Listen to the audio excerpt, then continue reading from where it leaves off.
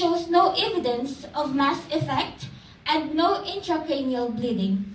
Second is an electroencephalogram, which shows focal activity in the left temporal region. But apart from this, the EEG is within normal limits. Third one is the magnetic resonance imaging of the brain, which actual image of the patient is shown here in front of you. So as you can see, it shows abnormal signal intensity and cortical swelling in the left medial anterior parts of the temporal lobe. There is also loss of gray-white matter differentiation, as you can see, compared to the other side. And there is patchy areas of restricted diffusion, mild gyriform, and leptomeningeal enhancement seen. To strengthen the diagnosis, the patient had undergone lumbar puncture, which then the cerebrospinal fluid taken from the procedure was sent for PCR analysis. For the PCR analysis, it shows positive result for herpes simplex virus. The underlying virus strain was identified as herpes simplex virus 1. Some tests were also done to the patient to assess diagnosis, one of which is the viral screening, which used to detect viruses, namely cytomegalovirus, varicella zoster virus, Epstein-Barr virus, and herpes simplex virus, which belongs to the herpes viridae family. First, let's go to the cytomegalovirus antibodies. For the IgG antibodies, it shows reactive result, which means that the patient who has been infected with cytomegalovirus some time of her life but does not indicate when was she infected. For the IgM antibodies, it shows result of non-reactive, which means that the patient has no active or acute infection with cytomegalovirus.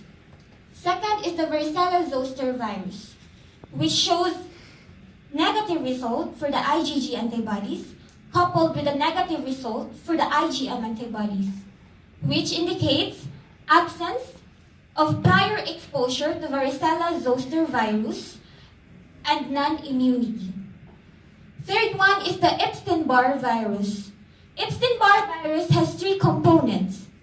First one is the viral capsid antigen or VCA IgG antibodies, Epstein-Barr virus nuclear antigen, VCA IgM antibodies. For the VCA IgG antibodies and Epstein-Barr virus nuclear antigen, the results were positive, while for the Epstein-Barr virus IgM antibodies, the result is negative, which indicates that the patient has past infection of Epstein-Barr virus. Last one is the herpes simplex virus, which is divided into two, the herpes simplex virus 1 and the herpes simplex virus 2. For the herpes simplex virus 1 antibodies, for the IgG antibodies, it shows reactive result, which means that the patient has been infected with herpes simplex virus 1. While for the IgM antibodies, the result is non-reactive. For the herpes simplex virus 2, both IgG and antibodies and IgM antibodies shows result is negative, which means that the patient was never been exposed or has never been infected with herpes simplex virus 2. So, these were the procedures, laboratories, and diagnostics done to our patient for us to come up with the final diagnosis of herpes simplex encephalitis. Thank you. Thank you very much from the junior group, Ms. Joanna Lou Villas. But before I proceed, may I recognize the presence of Dr. Tahan Al-Tahan. Thank you very much for coming, who happens to be the treating physician of the patient of Ms. Chashara. Thank you very much, Doctor, for coming. And now, before I proceed with the medical and nursing management, of course, there will be a question and answer portion again.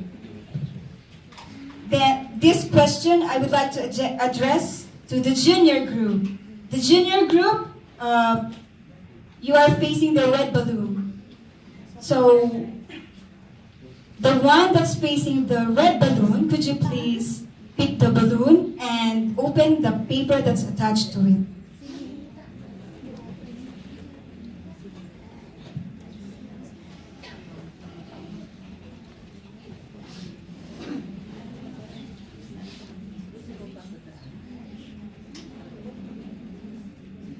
Sister?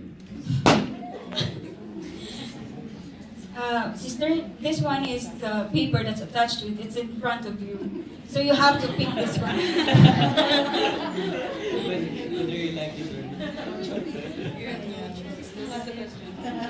Don't worry, you have a gift later on.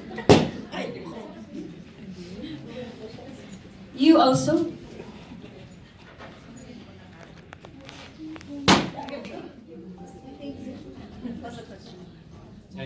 So who's the lucky one? Thank you. Thank you. Oh, Sister Yvonne. Yeah, there's a question.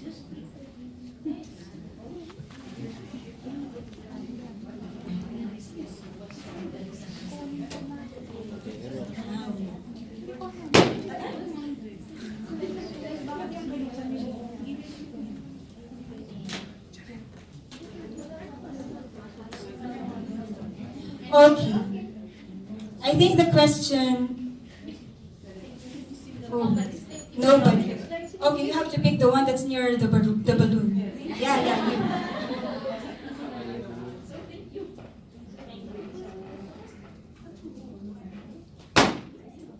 Okay.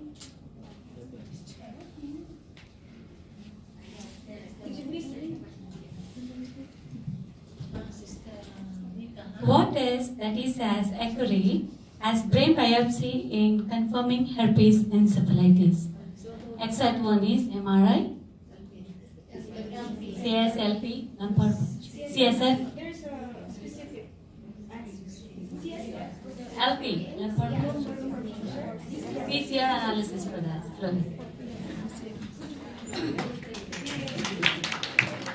Thank you very much. You have a gift.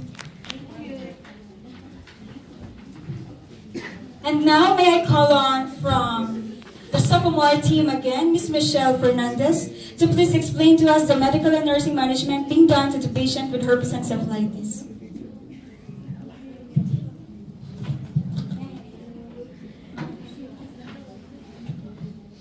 Good afternoon.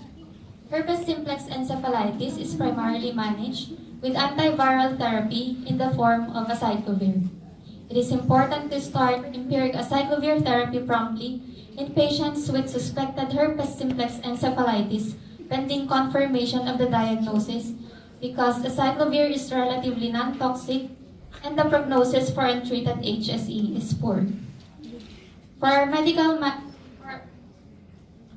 the medications used in the management of herpes simplex encephalitis, we have antivirals like acyclovir and famciclovir. Acyclovir is the drug of choice for herpes simplex encephalitis.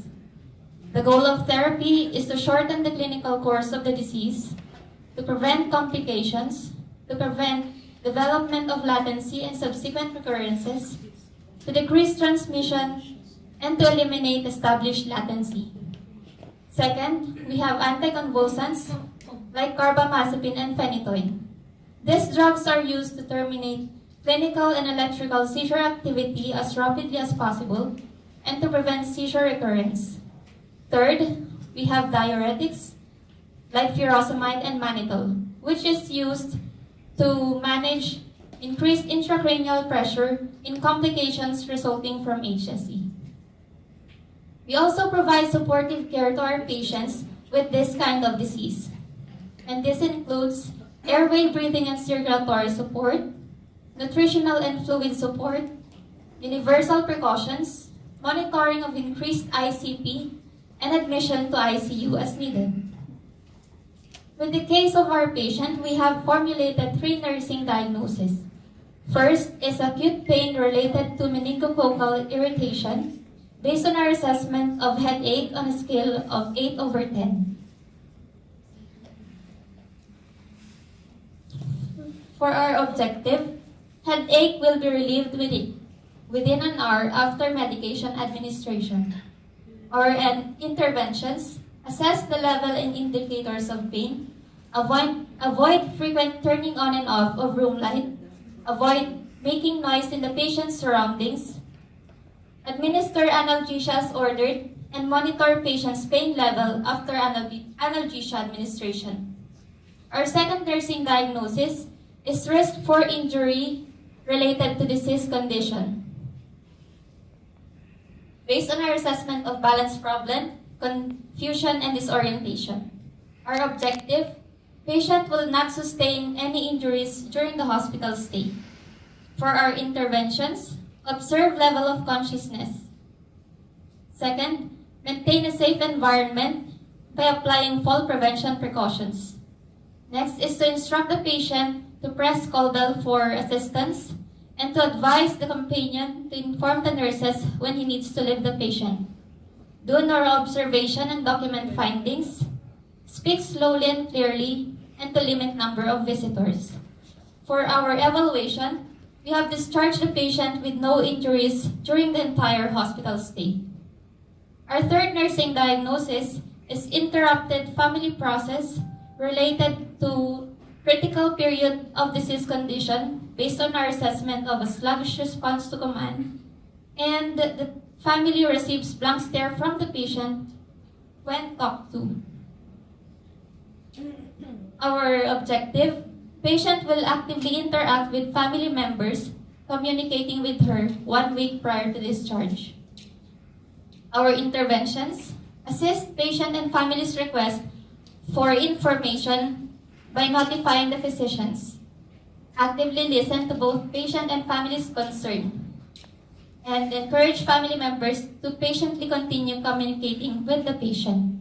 For our evaluation, 14 days prior to discharge, the patient actively interacted with the family. We also provided health teachings for our patient. We instructed her to take a rest when she feels it is needed, to avoid people with colds and flu, and to do hand hygiene frequently. We also advise her to seek care immediately when there is behavioral changes, when the signs and symptoms get worse, when there is headache, stiff neck, seizures, or have sudden trouble in breathing. That's all, ma'am.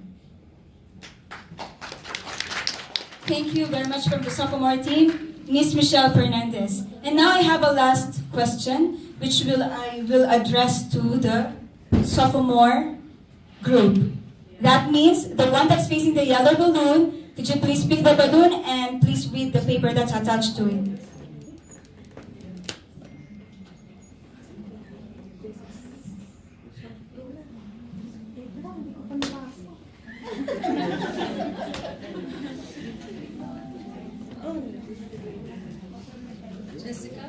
Just wait, I cannot wait. So you got the question? Yes. Okay.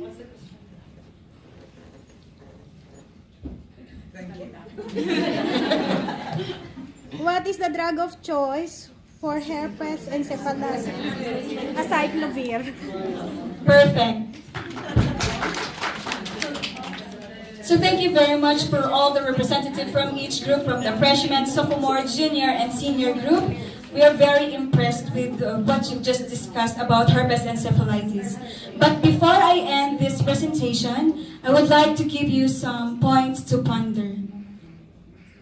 When you think of a pathogen, always entertain the possibility of it to embark in a non-conventional path. Thank you very much and good afternoon once again.